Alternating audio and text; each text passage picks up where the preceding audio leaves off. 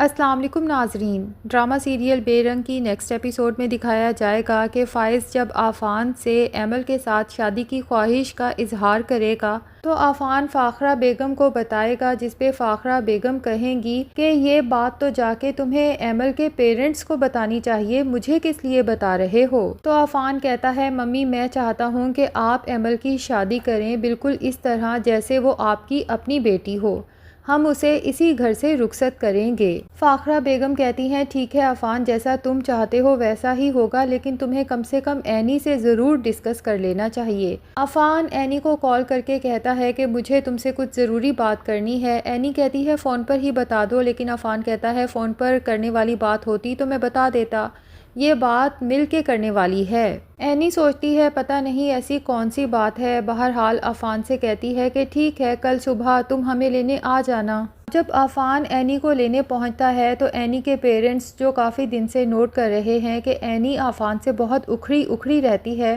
اسے پیار سے سمجھاتے ہیں کہ عفان کی قدر کیا کرو، ایسے لڑکے قسمت والوں کو ملتے ہیں، دیکھو نا وہ تم سے کس قدر محبت کرتا ہے، تمہاری عزت کرتا ہے، اور اب تو فاخرہ بہن بھی تمہاری بہت عزت کرنے لگی ہیں، تم بہت خوش قسمت ہو کہ فاخرہ جیسی ساس تمہیں ملی، اور ویسے بھی اب اسے اپنی تمام غلطیوں کا احساس بھی ہو چکا ہے، اور تم اچھی طرح سے جانتی ہو کہ وہ اپنے پوتے عمر کے بغیر نہیں رہ سکتی، تو بہتر یہی ہے کہ تم وہیں رہا کرو تاکہ عمر اپنی دادی کی نگاہوں کے سامنے رہے۔ اینی اپنے پیرنٹ سے کہتی ہے کہ اچھا ٹھیک ہے، جیسا آپ کہتے ہیں میں ویسے ہی کروں گی۔ اب جب وہ گھر پہنچتی ہے عفان سے پوچھتی ہے کہ اب بتا بھی دو ایسی کون سی بات تھی جو فون پر نہیں ہو سکتی تھی، تو عفان اسے بتاتا ہے کہ ہمارے آفس میں ایک بہت ہی اچھا لڑکا ہے جو ایمل کو پسند کرتا ہے، اسے اپنانا چاہتا ہے۔ اور پھر اینی سے پوچھتا ہے کیا ایمل نے فائق کے بارے میں کوئی بات کی تم سے، جس پہ اینی کہتی ہے ایمل نے تو ایسی کوئی بھی بات نہیں کی۔ تو عفان اینی کو بتاتا ہے کہ فائق نے ایمل کو پرپوز کیا تھا لیکن اس نے تو صاف انکار کر دیا، جس کے بعد فائق میرے پاس آیا تھا اور اس نے ایمل کے لیے پسندیدگی کا اظہار کیا ہے۔ میں نے فائق سے پوچھا بھی کہ تم جانتے بھی ہو کہ وہ بیوہ ہے، جس پہ فائق نے کہا کہ میں یہ بھی جانتا ہوں کہ وہ اپنے شوہر سے بہت پیار کرتی تھی، لیکن یہ اس کا پاس تھا، اور میں کبھی بھی نہیں چاہوں گا کہ ایمل اپنے مرحوم شوہر کی محبت کو دل سے نکالے۔ میں ان تمام باتوں کے ساتھ ایمل کو اپنانا چاہتا ہوں کیونکہ میں نے اپنے مائنڈ میں اپنے لیے جو ایک آئیڈیل لڑکی سوچی ہوئی تھی، ایمل ان تمام کوالٹیز پر پوری اترتی ہے۔ تو عفان اینی سے کہتا ہے کہ فائق چاہتا ہے کہ ہم لوگ ایمل کو کنونس کریں تو اس کے بعد ہی فائق اپنی ماں سے بات کرے اور وہ لوگ باقاعدہ رشتہ لے کر آئیں۔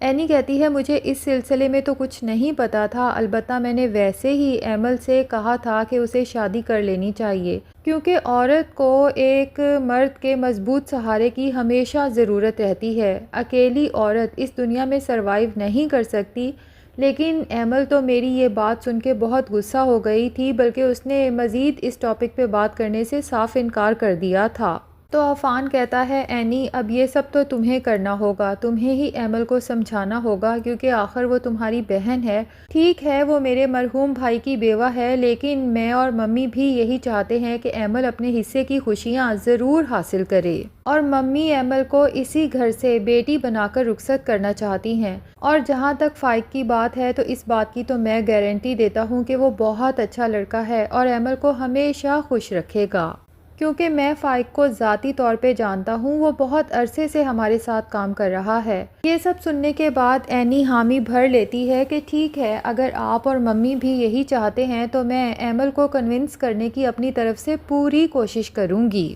بلکہ امی ابو کو بھی اس پرپوزل کے بارے میں بتاؤں گی تاکہ وہ بھی ایمل کو اس بارے میں سمجھا سکیں۔ اب نیکسٹ ڈے اینی جب اپنی ساس کے ساتھ بیٹھی ہوگی تو فاخرہ بیگم اینی سے پوچھیں گی کہ کیا عفان نے تم سے فائق کے بارے میں کوئی بات کی؟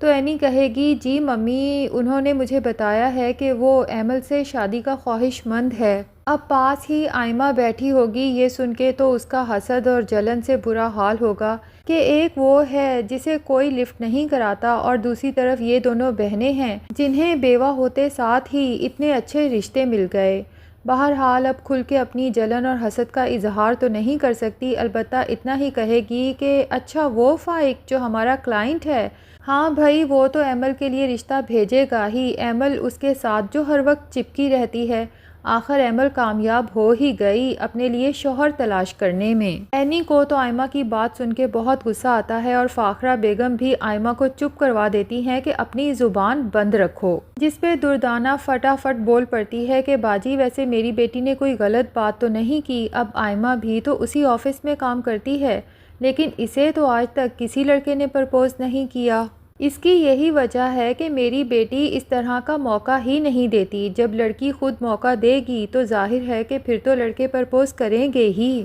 میری بیٹی تو ہے ہی بہت معصوم، یہ تو ایمل اور اینی کے پاس گر ہیں کہ لڑکوں کو کیسے اپنا دیوانہ کیا جاتا ہے۔ فاخرہ کو تو دردانہ کی بات سن کے شدید غصہ آتا ہے اور اسے کہہ ہی دیتی ہے کہ میں نے تمہیں بہت دفعہ کہا ہے کہ اپنا منہ بند رکھا کرو، اور خبردار آج کے بعد اگر تم نے میری بہوؤں کے بارے میں کوئی اس طرح کی بات کی تو مجھ سے برا کوئی نہیں ہوگا۔ اور جہاں تک ایمل کی بات ہے تو فائق نے پہلے ایمل سے ہی بات کی تھی، اس نے تو صاف انکار کر دیا تھا اس کے ساتھ شادی سے۔ یہ تو عفان کی اور میری خواہش ہے کہ لڑکا بہت اچھا ہے، اگر ایمل اس کے ساتھ شادی کے لیے راضی ہو جاتی ہے تو اس کی زندگی بہت اچھی گزرے گی۔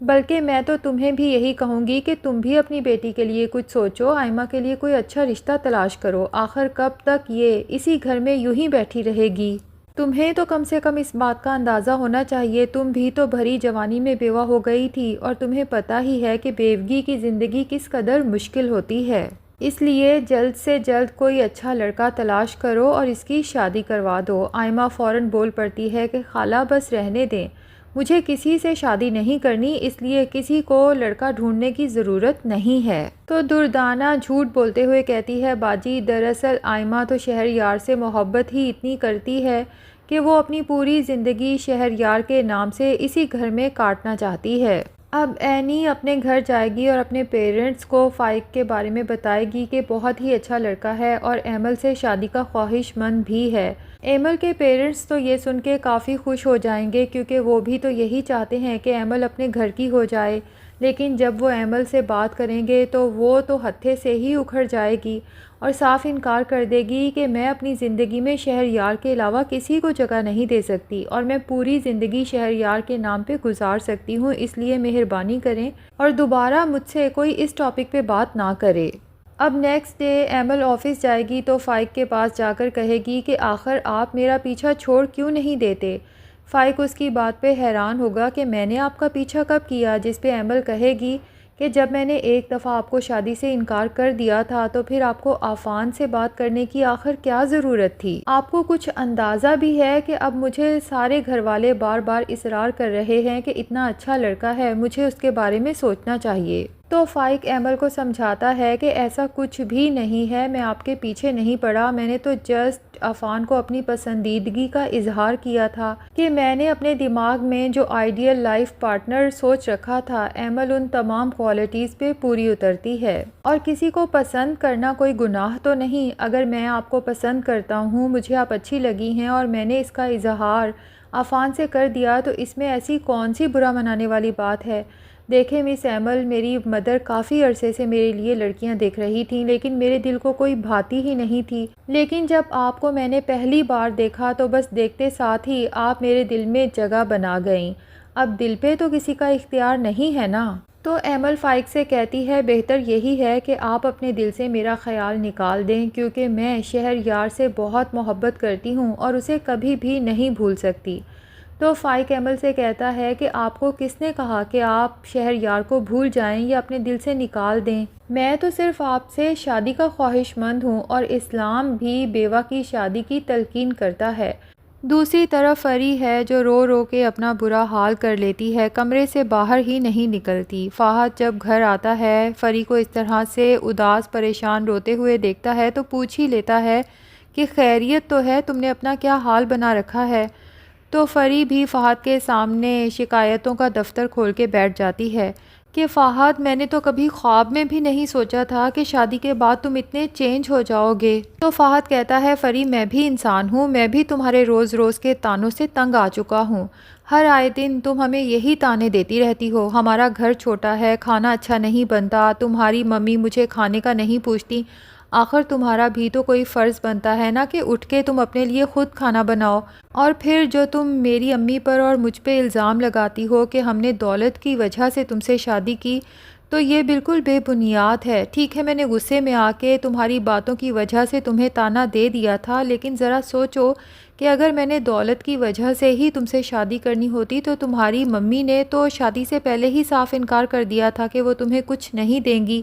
میں نے تو اس کے باوجود بھی تمہیں اپنایا ہے نا، کیونکہ میں تم سے پیار کرتا ہوں۔ تو ناظرین، لگتا تو یہی ہے کہ فری کو تھوڑی عقل اور سمجھ آ جائے گی اور وہ اس بات کو ریئلائز کرے گی کہ میری ساس نہ صرف جاب کرتی ہیں بلکہ میرے اور فہد کے سبھی کام خود کرتی ہیں۔ تو ہو سکتا ہے کہ اب وہ اپنی انا اور غرور کو سائڈ پہ رکھ کے اپنی ساس کے ساتھ کام میں ہاتھ بٹانا شروع کر دے، اور جب فاخرہ بیگم اپنی بیٹی میں اتنا بڑا بدلاؤ دیکھیں تو وہ سمجھ جائیں کہ میری فری فہد سے بہت پیار کرتی ہے، ورنہ جو لڑکی اٹھ کے کبھی پانی بھی خود نہیں پیتی تھی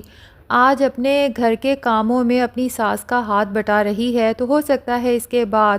فاخرہ بیگم فری کو اس کا حصہ بھی دے دیں، اور یہ بھی ممکن ہے کہ فہد ایک ذہین ترین لڑکا ہے تو فاخرہ بیگم سوچیں کہ اگر فہد کو ہم اپنی کمپنی میں جاب دے دیتے ہیں تو فہد کا بھی فائدہ ہو جائے گا، فری کا بھی اور ہماری کمپنی کا بھی۔ تو ناظرین، آپ کو کیا لگتا ہے، کیا کبھی فری گھر کے کاموں میں اپنی ساس کا ہاتھ بٹائے گی یا نہیں؟ کمنٹ سیکشن میں ضرور بتائیں، اور اگر ہمارے چینل پہ نئے ہیں تو پلیز چینل کو بھی سبسکرائب کر لیں۔